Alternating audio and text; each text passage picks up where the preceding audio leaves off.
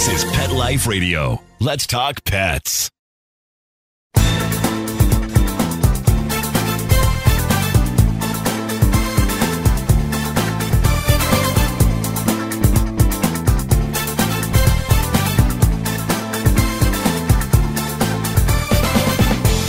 Hi, everybody. Cheryl Kay from Unleashed. And today I'm honored to have Cynthia Branigan. And we're going to talk about her new book, The Last Diving Horse in America. And it's very interesting. And we're going to talk all about it. You're not going to believe it. Hi, Cynthia. Welcome. Thank you very much. I appreciate it. So this book, I did a lot of research on this event. And it's absolutely amazing. And thank God for PETA that came along in, I guess, the 80s, because this started when in the 1890s, right? 1894. Amazing. Why don't you tell our listeners what this actually was? Diving horses were invented by, if you want to call it invented, were devised by a man named Doc Carver. He was also a part-time dentist and a part-time sharpshooter. He traveled for a time with Buffalo Bill and his Wild West show, but then he branched out on his own, but he needed some kind of a hook, something that no one had ever seen before. And he was trying to come up with something. And what he lit upon was horses that would dive into water, because that's not two things you typically associate with each other. So he started off with low ramps into a small tub of water.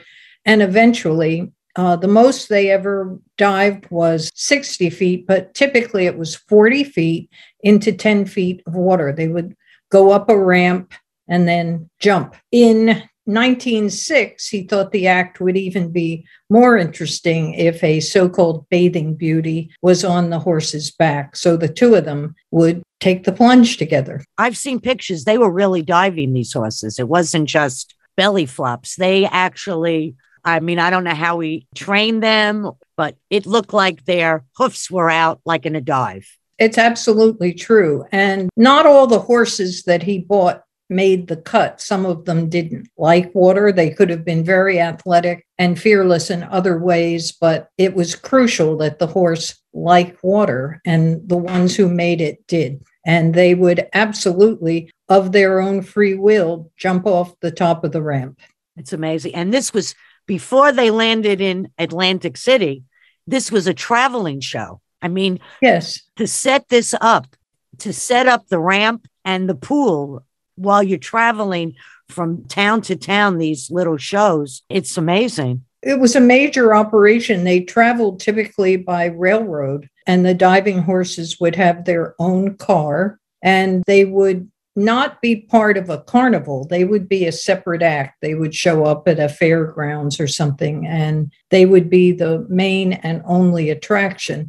At its height, there were two troops of horses, one east of the Mississippi and one west of the Mississippi, but they also went into Canada and Mexico with the act. Now, in reading, you did witness this. You saw this? I saw it once when I was 11 years old. As I wrote about in the book, that was the year of the Democrat convention in Atlantic City.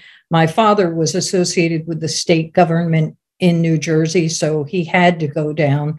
So he took my mother and me along for the ride. And while he was busy doing his work, we took in the sights of Atlantic City. It wasn't our typical seaside resort, but, we tried it. And after that night, it was kind of a mesmerizing night for me, because 1964, the Beatles were just hitting their stride. The movie A Hard Day's Night had just come out. I was, as they were known, a Beatle maniac at the time. Boys started to be kind of interesting to me, thanks to the Beatles. And I was dying to see that movie, A Hard Day's Night, which was playing on the Steel Pier. So I did see it, but fell asleep during the movie. But after it was over, my mother suggested we go back to the hotel. And then I remembered the signs for the diving horses. And as an animal lover, I wanted to get close to any kind of animal I could. So I insisted we go down to the very far end of the pier and see the horses. And it was only one horse at a time. And they would perform about six times a day. This happened to be the very last show of the day. So it was nighttime. The lights were on. I think I had sunstroke at the time from being on the beach all day. And there was something about that carnival-like atmosphere and the waves crashing on the pier. Then they turned off all the lights except for one spotlight on the horse. And he ran up the ramp. The woman jumped on him, and he didn't jump immediately. And it wasn't because he was afraid or trembling or anything of that. He was just taking his time and looked at the crowd, looked at the ocean, and then without warning, he took off. And the act itself only lasted 30 seconds, 45 seconds. I mean, gravity, it doesn't take that long to go 40 feet. But there was something about it that was mesmerizing to me. I was afraid. I was worried what's going to happen to the horse. To be honest, I didn't think too much about what's going to happen to the woman, but I did worry about the horse.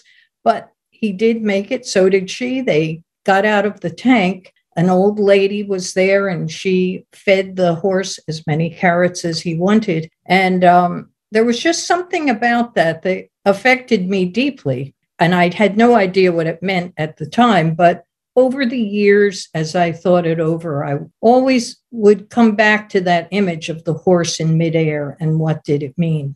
So you've been thinking about writing this book for many years. Yes. Now, I know some of the horses, did get hurt. They have very fragile legs, but a lot of the riders got hurt. And I remember reading an article that the woman would put her body to the side because they were, the horse normally when it hits the bottom, just like if we were to jump into the water, our feet hit and we go up. And because of the horse would rear its head, maybe break a nose, break an arm. But mainly the women, if anybody was hurt, they were the ones that did get hurt. They did. And the most famous one was a woman named Sonora. Well, she took the last name of Carver. She wasn't really a Carver, but, it was part of the act, like the flying Walendas, that same sort of thing. And one time when she went into the tank, she didn't close her eyes fast enough, and it detached her retinas. And gradually over the next couple of months, she was re-injured again. And after that, she was blind for the rest of her life. But the kicker, so to speak, is she kept diving. She said it was the thing she liked to do more than anything on earth. And she continued for probably another 15 years. And she died at 99. Yes, she did. And there were some others. They all wound up separately, but in various nursing homes in New Jersey. Another one lived to be, I think, maybe 102. And there was another woman with the surname of Carver who lived to be 88. I know his real name was Bill or William, but after Doc Carver died, his son then took over for a while. And I thought I read that he married Sonora. I'm sure you did read that. And in fact, it isn't true. I did lots and lots of research on this. His real name was Albert Floyd. His last name was Floyd. And in old newspaper articles, he's always referred to as Al or Albert Floyd. And he was the manager of the act. But after Doc Carver died, he took the last name of Carver. He married Sonora Webster, and she called herself Sonora Webster Carver. Her horse was Red Lips, right? Yes. Yeah, because I had 2 detached retinas. So, Wow. Knock wood, I'm not blind. I have one decent eye and one but that is amazing that she was still able to do that. Because, when you don't have your sight, although I guess she relied on the horse to do his thing. Yes. That she landed where she landed. How did the horses get out of these pools? There was a ramp inside the tank, a wooden ramp with wooden crossbars, so they would just walk out. Now, in writing this book, we have come to the point in recent times that we realize that animals do much, much more for us than we ever thought, and especially horses. And you wrote in the book because you actually bought the last diving horse, correct? Yes, I bought him at a horse auction. And that was, am I saying it right? Gamal? Gamal. And that was in May of 1980. The act was actually closed at the Labor Day, 1978. And the steel pier had been sold to Resorts International. Atlantic City was making that transition to having casino gambling. So Resorts was the first casino. Well, they kind of inherited the steel pier and these three horses, and they had no interest in the horses. You would think a multi-million-dollar corporation would have given those horses a retirement, but they didn't. They sold them to an old man who had boarded the horses during the off season. He, in turn, turned around and sold them immediately, probably made, $50 or something on each one. One went to another horse auction and was sold for slaughter. That was the white horse named Powderface. There was a female horse named Shiloh who was purchased by a woman to be a riding horse. She eventually sold that horse to the Fund for Animals, which is the organization I worked for at the time. Gamal spent 1 year at a riding camp in Maryland,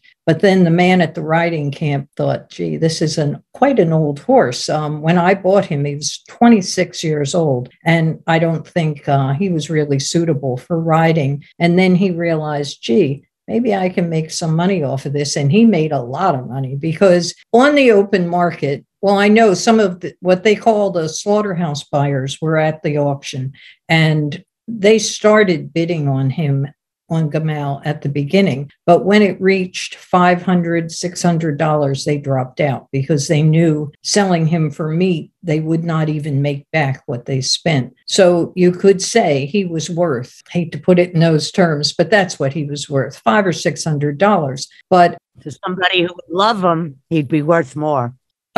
Inestimable, really. But the Fund for Animals gave me a blank check, and I wound up paying $2,600. So the man with the summer camp, made out like a bandit. But I would like to think that Gamal made out too, because I gave him anything he wanted for the rest of his life.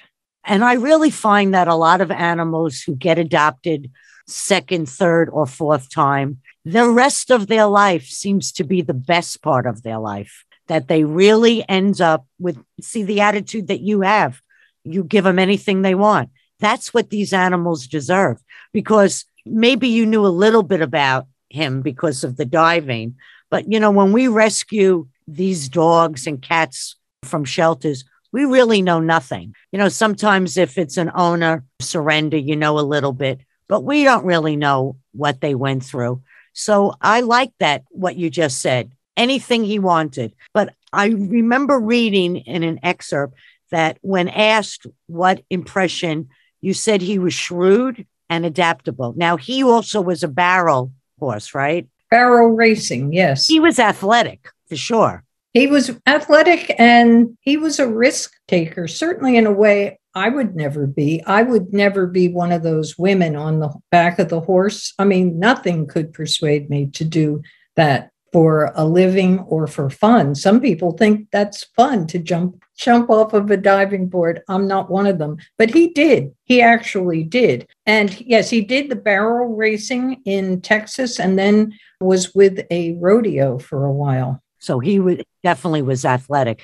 And when you got him, was his spirit still there, or you had to love him up to get it out?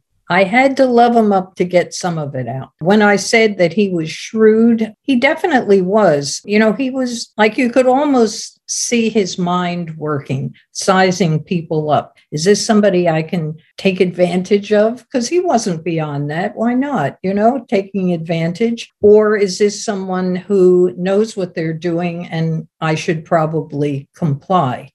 I fell into the category of someone who could be taken advantage of. I was not a horse person. I just was someone who loved horses from a child and from a distance. But I learned, and he seemed to know when I was getting more confidence. And then he would trust me more. So it was a symbiotic relationship. Now, horses, really the key with horses. I mean, I used to ride when I was younger and I never owned a horse. But the one thing that I've always heard by people who have horses or read about is they have to trust you. And once they trust you, they'll try to do what you want. If it's, you see all these horses in these Olympic sports and racing, and it's just key with animals that they have to learn to trust us. We have to earn their trust is really. Yes, I was going to say we do have to earn it. And sadly, sometimes animals, their trust is misplaced. Some people, don't live up to the bargain. Many people. But the one thing about a dog, even a mistreated dog, when you get them, they can wag their tail again. They have hope. Yes. I just think that we have so much to learn from all the different animals. It's not dogs, cats, horses, goats. They are really part of a family now. Many people live with them on a day-to-day basis, and many people have more than one dog. I'm among them. How many do you have? I have many. They're all greyhounds, and all of the ones I have, I run a greyhound adoption group, but all of the ones I have are ones that have physical problems or kind of emotional problems. And I mean, I know how to handle them and they're happy here. So I have a lot. My friend had greyhounds. I mean, they're couch potatoes, but unless they get out, they say that, you'd have to have a fenced in yard because they'll run forever, correct?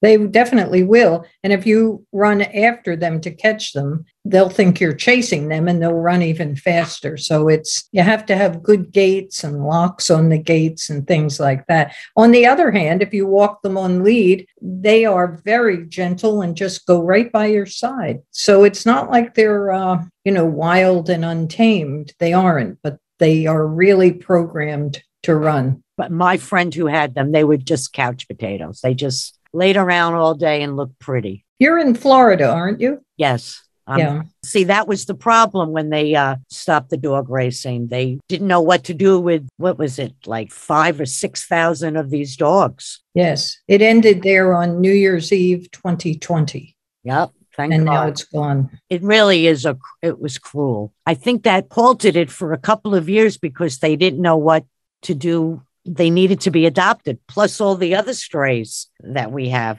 That's true. They were competing with other dogs for homes. They're good in a pair. I've had friends who have rescued them and they're good together. Like if you got two of They them, prefer it, actually. They're just beautiful dogs. I know you wrote a book about rescuing greyhounds, and you were involved with Cleveland Emery, right? Emery, yes, I was. He was the founder of the Fund for Animals. It's a group that has since merged with the Humane Society of the United States. After he died, it merged with them. But he founded the Fund for Animals in 1967, and then I met him in 1971. He gave a lecture that I attended in Philadelphia.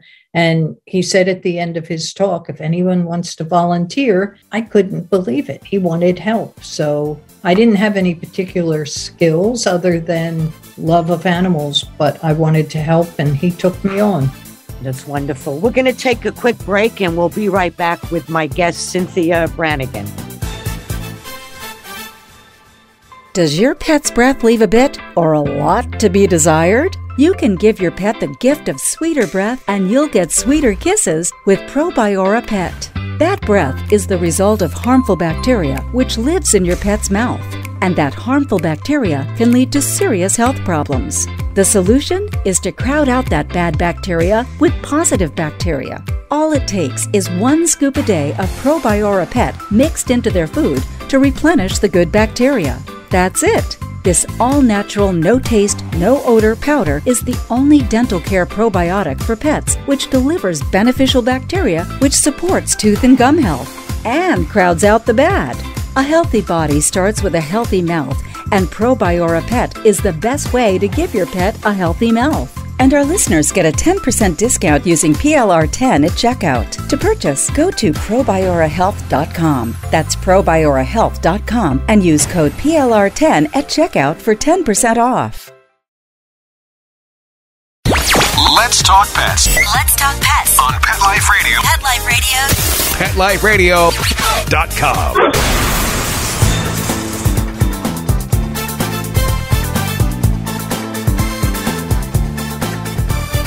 We're back, and we're talking today to Cynthia Branigan. We've been talking about her book, The Last Diving Horse in America.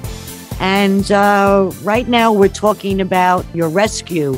You've done thousands of them. I mean, the Mustangs, burros, and that's amazing.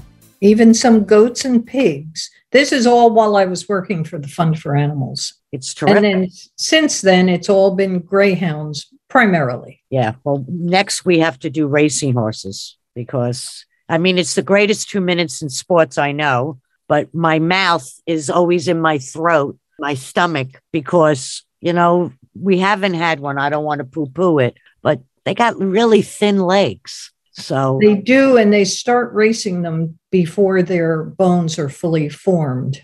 And that's a problem that makes them more prone to breaking. I always say that with dog racing or greyhound racing, if they break a leg, God forbid, 95% of the time or more, the leg can be set, and that's it. I mean, that might not look beautiful, but the dog lives. But if a horse breaks its leg, no, right. That's the end. Yeah. And just like with the giraffes in the zoos lately, their ankles been giving out. I haven't heard that. Yeah. They made a shoe for one. That's what happened to that April and another giraffe. They molded like a shoe to keep the ankle or the shin, and it broke and it wasn't repairable. So they had to put it down. And they run really fast too. Yeah, they do. I mean, they're just so tall. It's just amazing. It really is. Camels, too. They have camel racing, I believe, in the Middle East. Yeah, they go fast, too. And those birds. What are those birds? Ostriches? Yes. Oh, man, they're fast. Oh, geez. They're just so weird looking, you know? Yeah. I watched a video, and she raises them or she takes them in. And once they start flapping their wings, and they could grow to 9 feet tall. But they're also very fast. I think they go 40 miles an hour. That's pretty fast. I can't run that fast. No. So I want to just go back to your rescue. Now, what is it? Make Peace with Animals was the group that you had or do have now? That is my greyhound adoption group. And we're an all-volunteer group, and we don't have a kennel. We rely on people to foster the dogs, to take them in until we find permanent homes. When I founded it in 1988, there were greyhound tracks all over the country. It was the 6th most popular spectator sport in the country. And New England, they were just loaded with dogs, and they were meeting unpleasant fates. That's a euphemism, when they were finished racing. And for reasons I really don't understand, the racing industry did not push adoption. A couple of them had adoption centers at the tracks, but, you know, there was no like real effort. Like, if we're going to make money from them, it's incumbent upon us to find homes for them. And when I adopted my first greyhound in 1987, I didn't know about greyhounds, and I figured nobody else did either. So I wrote that book, Adopting the Racing Greyhound, because what I learned, I put into book form. And also I wanted people to know these are fantastic pets. You maybe ought to think about them when you're considering adopting a dog. Right. I don't know if they're in a lot of shelters. Yes. But the tables have turned now. And because there's only 3 full-time tracks in the entire country, there are now more people who want to adopt greyhounds than there are dogs available for adoption. And how, if somebody listening would want to adopt a greyhound, how would they go about it? Well, there is a website called adopt-a-greyhound, and that lists all the adoption groups in the country. However, a lot of those groups are closing because they no longer have access to dogs. Like in Florida, it's actually very hard to find a greyhound. The tracks, 2 are in West Virginia, and 1 is in West Memphis, Arkansas, across the river from Memphis, Tennessee. If you live near any of those 3 places, you should be able to get one. We have a good relationship with the woman at one of the 2 tracks in West Virginia. So we still get them. And I kind of feel bad because I really, for years, encouraged people to adopt a greyhound. And now I get repeat adopters wanting, my dog just died. I would like to get another. And I have to tell them, you can, but you're going to have to wait. Right. How old was Gamal when he passed away? Well, he and I were the same age. So let's see. We were both 26 when we met, and I had him for 9 years. So he was 35. That's pretty good. It is good. Never long enough. And it was an accident. He was having fun in the pasture with the 2 horses he was boarded with, and he was apparently kicked in the jaw. And that's not something they can fix, not when the bone is shattered. So it's hard to think about it even now, because who knows how long he would have lived. And I know he had to go eventually, but it's very hard. Very hard, very sad. Yeah. Especially that all that he represented, and he was such a trooper, really. Yes. I just have to concentrate on the fact that he had a good time. I don't think he remembered those years. And if he did, he didn't dwell on it. He was in the moment the way maybe we should be as well. That's true. That's true. I really thank you for being here. It's very interesting. I did a lot of reading on this because I had heard about it, but I never really saw it. And the pictures are amazing. So when our listeners get the book, I think it's the white horse on the cover, correct?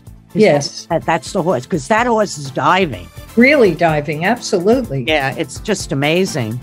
And I want to really thank you. And I'd like to have you back to talk about the book on the greyhounds. I'd be happy to. So that's something we could think about. I want to thank my producer, Mark. I want to thank my listeners. And I want to remind you to live life unleashed. Thank you, everybody. Till next time. Let's Talk Pets, every week on demand, only on PetLifeRadio.com.